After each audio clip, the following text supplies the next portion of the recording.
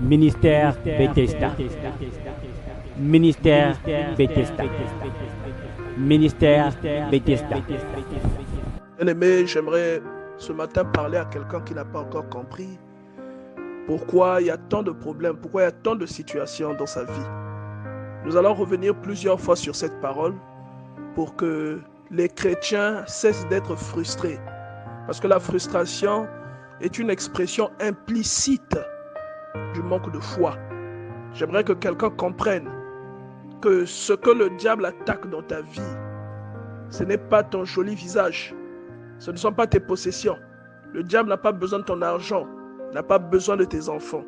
Ce que le diable attaque dans ta vie, c'est ton espérance. Parce que le diable sait que sans ton espérance, tu ne seras jamais en accord avec Dieu. La chose qui te distingue, la chose qui fait que Dieu soit dans ta vie, c'est l'espérance, c'est la foi. Et à celui qui n'a pas encore compris pourquoi il est combattu, j'aimerais rappeler aujourd'hui que c'est à cause de ta foi que tu es combattu. Job a été combattu à cause de sa foi en Dieu, à cause de son intégrité. Et il se posait la question, qu'est-ce que j'ai fait de mal? Et la réponse n'était pas très loin. C'est parce qu'il était juste. Et David, poussé par le Saint-Esprit, est venu nous donner une autre explication. Il a dit, le malheur atteint souvent le juste. Souvent. Si le malheur ne vous atteint pas, c'est que vous n'êtes pas juste. Si vous n'êtes pas juste, c'est que vous n'êtes pas adopté par Dieu. Et si le malheur vous atteint souvent, mais que vous êtes toujours délivré de ce malheur, arrêtez de vous plaindre. Arrêtez de vous poser des questions. Ce malheur ne vous tuera pas. Si vous rencontrez souvent des difficultés, mais que vous en êtes toujours délivré, ces difficultés ne vous tueront pas. Cela prouve simplement que vous êtes juste et que vous tentez de mener une vie pieuse en Jésus-Christ. Un chrétien qui n'a pas d'espérance, c'est un chrétien qui n'a pas la foi. Voilà pourquoi je rappelle souvent que celui qui a peur de la mort ne croit pas en Dieu. Que celui qui a peur d'un rêve qu'il a fait, au point où il n'arrive plus à s'endormir après avoir fait ce rêve, il ne croit pas vraiment en Dieu. Ou qu'il ne croit pas que Dieu est réel et que Dieu est dans sa vie. L'espérance, c'est la clé de notre conviction. La Bible déclare dans Actes chapitre 28, verset 20. Voilà pourquoi j'ai demandé à vous voir et à vous parler, car c'est à cause de l'espérance d'Israël que je porte cette chaîne. C'est l'apôtre Paul qui parle. Là, l'apôtre Paul représente un croyant et Israël représente tous les croyants du monde. Tous ceux qui sont enfants de Dieu sont symbolisés ici par Israël. Ils sont animés par une forme d'espérance. Et Paul qui te représente toi aujourd'hui est en train de dire que c'est parce que j'ai de l'espérance que j'ai des chaînes. Il y a un croyant qui fait des choses qui ne marchent pas. Ce que tu entreprends ne marche pas. Ça ne veut pas dire que Dieu t'a abandonné. Ça ne veut pas dire que Dieu n'est pas dans ta vie. C'est simplement une preuve que Dieu est dans ta vie. Le diable ne combat pas ceux qui sont déjà de son côté. Le diable combat ceux qui sont du côté de Dieu. Parce que ce sont des menaces potentielles pour son règne. Une personne qui est du côté de Dieu est un porteur de lumière. Parce que la parole est une lumière. La Bible déclare dans le livre des psaumes que la parole est une lampe qui éclaire mon chemin. C'est une lampe sur mon sentier. Et ces porteurs de lumière peuvent venir avec cette lumière dans les ténèbres qui s'avère être le royaume du diable. Et c'est à cause de cette lumière que vous êtes combattus. Vous devez être dans votre foi, dans votre conviction, prêt à affronter n'importe quelle situation qui vient dans votre vie. Votre foi, c'est comme une armure. Vous devez être prêt à tenir tête aux attaques du diable, quelle que soit la forme sous laquelle elles arrivent. Vous devez être en mesure de vous tenir debout et d'affronter la mort à n'importe quel moment, comme ce fut le cas pour Aaron. Lorsque Dieu a dit à Moïse, dis à Aaron qu'il va mourir et qu'il mourra sur telle montagne, Aaron s'est préparé. Il a pris son fils, ils sont allés sur la montagne. Il a pris ses vêtements comme Dieu l'avait ordonné à Moïse. On a déposé ces vêtements-là sur son fils. On les a fait porter à son fils Éléazar. Et la Bible dit que Aaron mourut là sur la montagne. Il n'a pas eu peur de la mort. Il n'a pas fui. Pourquoi? Parce qu'il savait qui il servait. Il savait où il allait après la mort. Il savait que ce n'était pas la fin. Il y a des chrétiens qui jusqu'aujourd'hui pensent que la souffrance veut dire que Dieu n'est pas dans leur vie. Il y a des chrétiens qui jusqu'aujourd'hui pensent que la mort, c'est la cessation de toute chose. Et lorsqu'ils mourront, tout sera terminé pour eux. Ce sont des chrétiens qui sont trompés d'orientation. Vous devez peut-être changer de conviction. Vous devez reviser ce en quoi vous croyez. Parce que la mort, au contraire, est une délivrance. L'apôtre Paul parle de la mort comme d'une délivrance. Job dit, lorsque je mourrai, lorsque je n'aurai plus de chair, mes yeux le verront. Il dit qu'il verra Dieu le jour où il sera dépossédé de son corps. La mort, qu'est-ce que ça veut dire pour vous, bien-aimés dans le Seigneur? La souffrance, qu'est-ce que ça veut dire pour vous? Est-ce que ça ne vous interpelle pas que le Seigneur ait autant souffert? Est-ce que ça ne vous interpelle pas que tous les héros qu'on voyait dans la Bible, qui ont fini par devenir des héros glorieux, ça ne vous interpelle pas qu'au début de leur vie, qu'ils aient d'abord souffert? Cela devrait être un enseignement pour vous donner du courage. Continuez à marcher malgré les problèmes, malgré les tribulations. Demeurez dans la foi, malgré la maladie. N'ayez pas peur. N'ayez jamais peur de la mort. N'ayez jamais peur de la tribulation. Avancez malgré les difficultés. Dieu vous en délivrera toujours. Et vous serez délivré de toutes les situations. Avant d'aller dans la mort, vous serez délivré et votre situation deviendra un témoignage. Un chrétien qui se plaint est un chrétien qui ne lit pas la Bible. La parole de Dieu déclare: la foi vient de ce que l'on entend. Si votre esprit n'est pas nourri, vous ne saurez jamais comment réagir face à une tribulation. Si vous n'êtes pas enseigné, votre tribulation vous éloignera de Dieu au lieu de vous en rapprocher. Si vous n'êtes pas enseigné, vous blâmerez Dieu pour les erreurs que vous avez vous-même commises dans votre vie, pour des choix que vous avez faits qui portent aujourd'hui des conséquences négatives dans votre vie. Vous allez blâmer Dieu au lieu de vous blâmer vous-même et de reconnaître que c'est vous qui vous êtes mis dans cette situation. Si vous ne lisez pas la parole de Dieu, vous ne saurez pas que vous vivez deux types de volonté. Il y a ce qu'on appelle la volonté parfaite de Dieu et la volonté permissive qui n'est que le résultat de ce que vous choisissez vous-même de faire. Lorsque vous sortez du canevas que Dieu vous a tracé parce que vous êtes un enfant désobéissant ou un enfant ignorant. La Bible dit dans Actes chapitre 23 verset 6, Paul, sachant qu'une partie de l'assemblée était composée de Sadducéens et l'autre des pharisiens, s'écria dans le Sanhédrin: homme frère, je suis pharisien, fils de pharisien, et c'est à cause de l'espérance et de la résurrection des morts que je suis mis en jugement. Celui qui croit en Dieu est persécuté. Celui qui croit en la résurrection des morts est une personne qui sera raillée, qui sera moquée, qui sera persécutée, qui sera combattue, afin que cette espérance soit perdue. Nous devons être conscients de ces choses. Nous devons lire la Bible, comprendre pourquoi tu ne mènes pas une vie aussi tranquille que la vie des autres. Le malheur atteint souvent le juste. Souvent, ça veut dire quoi? Essayez d'aller regarder le dictionnaire. C'est normal. Mais au final, Dieu vous délivre toujours. Il vous délivrera toujours. Ce malheur ne vous emportera pas.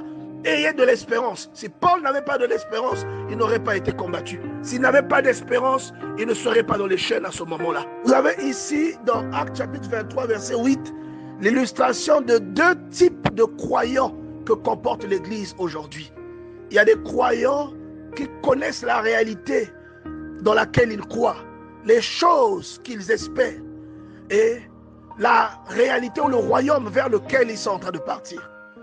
Et il y a d'autres croyants qui prient, qui pensent servir Dieu, qui ne croient pas en ces choses. Ils ne croient pas dans les choses spirituelles et dans les promesses spirituelles, alors qu'ils prient un Dieu esprit. Quelle contradiction! La Bible dit: car les Sadducéens disent qu'il n'y a point de résurrection des morts et qu'il n'existe ni ange ni esprit. Alors nous avons des croyants aujourd'hui dans l'Église qu'on pourrait identifier à des Sadducéens. Ils ne croient pas en la résurrection, ils ne croient même pas en l'enlèvement, ils ne croient même pas qu'il existe ces choses, mais ils prient quand même. C'est à se demander pourquoi ils prient. Et la Bible dit, tandis que les pharisiens affirment les deux choses, c'est-à-dire les pharisiens, eux, croyaient que la résurrection des morts existe, que les esprits existent et que les morts existaient. Vous comprenez? Et donc, il y a deux formes de courants de pensée aujourd'hui dans l'Église. Nous avons des croyants qui ont de l'espérance. Et ce sont des croyants que Dieu recherche. Et nous avons des croyants qui n'ont pas d'espérance. Ces croyants-là sont comme des moutons. Ils ne savent même pas pourquoi ils prient. Alors des croyants qui prient un Dieu qui ne voit pas, mais qui disent que les anges n'existent pas parce qu'ils ne voient pas les anges, que les esprits n'existent pas parce qu'ils ne voient pas d'esprit, et qu'il n'y a pas de résurrection des morts parce que ça leur semble absurde. Mais ils croient quand même en Dieu qui ne voit pas. Vous voyez qu'il y a beaucoup de croyants hypocrites. Il y a beaucoup de croyants qui prient parce que leurs parents priaient. Il y en a qui prient parce qu'on les a introduits dans l'église depuis tout petit. C'est devenu une sorte de rituel, mais ils ne croient pas vraiment. Il n'y a rien, aucune base solide sur laquelle leur conviction est implantée. Et nous avons des croyants comme ça. Si vous êtes comme ça, bien-aimés, sortez de là. Regardez maintenant le mode opératoire que Dieu applique dans la vie des enfants de Dieu véritables. Le mode opératoire que Dieu applique dans la vie des enfants de Dieu qui croient et qui ont de l'espérance, qui ont la foi dans des choses invisibles, dans les choses que les gens ne voient pas, des choses que la plupart des gens ne sont incapables de percevoir. Mais que celui qui a la foi, celui à qui Dieu ouvre la voie, arrive à percevoir et arrive à voir et arrive à expérimenter. Au verset 10, il est dit, comme la discorde allait croissant, le tribun, craignant que Paul ne fût mis en pièces par ces gens. Ici, le tribun, c'est l'autorité romaine. Et ici, si on remplace X par sa valeur, tu vois que Paul, c'est toi. Le tribun, c'est le Seigneur. Et les personnes qui s'apprêtaient à battre Paul, à le mettre en pièces, ce sont les problèmes et les situations que tu croises dans ta vie. Et donc, qu'est-ce que le Seigneur fait? Parce que ces gens veulent te mettre en pièces à cause de ta conviction. Parce que la Bible dit, ces gens voulaient mettre Paul en pièces, parce que Paul avait de l'espérance dans la résurrection des morts. Le tribun a pris ses dispositions. Il dit, il fit descendre les soldats pour l'enlever du milieu d'eux. Et là, ça nous ramène au psaume 91. La Bible déclare, il ordonnera à ses anges de te garder dans toutes tes voies. Ils te porteront sur leurs mains de peur que ton pied ne heurte contre une pierre. Les soldats là, ce sont les anges que Dieu envoie à ta rescousse pour te préserver dans la tribulation, afin que tu demeures intègre. Et on dit donc qu'il fit descendre les soldats pour l'enlever du milieu d'eux et le conduire dans une forteresse. La forteresse dans laquelle Dieu te place est une atmosphère de prière et de gloire, à l'intérieur de laquelle un problème ne peut pas t'atteindre. Une personne qui est barricadée dans un esprit de prière, une personne qui est placée par Dieu dans une forteresse, le diable ne peut pas l'atteindre. Quels que soient ses assauts, le tribun étant l'autorité la plus grande sur les lieux, avait le dernier mot et avait les clés de la forteresse. Tout comme Dieu, dans ta vie, il détient les clés, il détient l'autorité pour ordonner aux anges et il détient la forteresse dans laquelle tu te réfugies. Vous voyez qu'une fois que vous êtes dans cette forteresse, le Seigneur ne vous laisse pas. Il vient vous rassurer. Il vient vous accompagner. Et la Bible déclare au verset 11, la nuit suivante, le Seigneur apparut à Paul et dit, prends courage, car de même que tu as rendu témoignage de moi dans Jérusalem, il faut aussi que tu rendes témoignage dans Rome. Et vous allez voir, Jérusalem, moi je vous ai souvent dit, même lorsqu'on parle des lieux dans la Bible, c'est historiquement des lieux, mais dans le langage spirituel, c'est parfois des états d'esprit, c'est parfois des étapes de votre vie. Et Jérusalem peut être considéré comme la genèse, comme le départ, l'état initial dans lequel vous étiez et dans lequel Dieu a été glorifié. Et lorsqu'il dit que tu dois témoigner dans Rome, Rome à l'époque était la capitale du monde. Rome à l'époque était le centre de la terre. À l'époque, c'est comme ça qu'on considérait Rome. Et Dieu est en train de te dire qu'il va te faire accéder malgré tes tribulations à un niveau supérieur. Tu changeras d'étape. Tu iras vers un niveau beaucoup plus élevé. Dieu va t'élever. Et tout comme Dieu a été glorifié pendant que tu as été dans la difficulté, tu devras glorifier Dieu lorsque tu seras dans une condition élevée, dans une position élevée. Et tu témoigneras devant les nobles, parce que Rome, c'était la terre des nobles, des personnes intelligentes, le cœur de la civilisation du monde, le cœur de l'empire. Bien-aimés dans le Seigneur, Dieu est en train de vous dire que vous aurez accès au grand, que vous serez élevé divinement, que vous serez élevé dans la société, et qu'une fois que vous serez élevé, le témoignage que vous avez rendu, les tribulations par lesquelles vous êtes passé, dans lesquelles Dieu s'est glorifié, l'attitude que vous avez eue, vous devez avoir la même attitude, la même hargne, le même esprit de détermination, et Dieu doit être glorifié dans le milieu dans lequel il vous fera accéder. Vous verrez que c'est à Rome que se termine la mission de Paul. Une fois qu'il accède à Rome et qu'il témoigne de la puissance de Dieu par des signes, des prodiges. Je rappelle souvent aux gens que l'apôtre Paul était un être humain très contagieux, un chrétien très contagieux. Il était plus contagieux que le coronavirus, l'apôtre Paul. Lorsque vous vous approchez de lui, vous étiez automatiquement contaminé. Vous deveniez un chrétien. Votre conviction grandissait d'une façon exponentielle en sa présence, bien-aimé dans le Seigneur.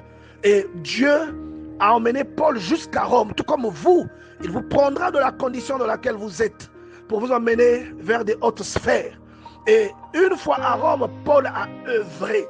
Vous voyez que Paul a œuvré à Rome. Et Rome, c'est le territoire des païens.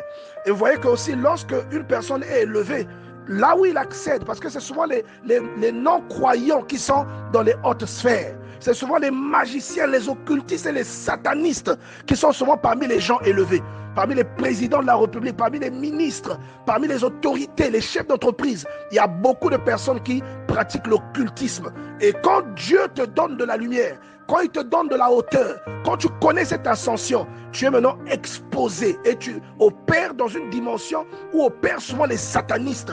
Sauf que toi, tu n'es pas comme eux. Et Dieu veut que tu accomplisses ta mission. Et Paul avait fait un travail d'épuration. Il a commencé à épurer l'environnement dans lequel il avait été placé, vous voyez. Et même dans Rome, et au départ, il était dans une prison, mais après, on lui a loué une maison. Et donc, il était comme en résidence surveillée. Et Dieu aussi, il vous avertit que même dans cette haute sphère, vous serez tout le temps calomnié. Vous serez parfois calomnié par les gens qui vous ont connu en bas, qui vous calomnieront, qui diront que ce n'est pas Dieu qui vous a emmené en haut. Vous serez calomnié, on dira beaucoup de fausses choses sur vous pour détruire votre réputation. C'est une forme de prison, une forme de tribulation. Mais le Seigneur vous avertit que vous devez aller jusqu'au bout de votre mission. Et vous voyez que c'est à Rome que l'apôtre Paul meurt. Et une fois que vous mourrez dans cette position, vous aurez fini votre mission, vous mourrez, vous rentrerez à la maison. Bien aimé, c'est un grand et puissant message que le Seigneur essaie de transmettre à quelqu'un aujourd'hui. Dieu est l'artisan de ta vie. Il est l'architecte de ta vie. C'est lui qui te fait passer d'un point A vers un point B. Quel que soit ce que tu vis aujourd'hui, place ta confiance en Dieu. Hier, réveil spirituel, Saint-Esprit enseigne-nous, Saint-Esprit enseigne-nous.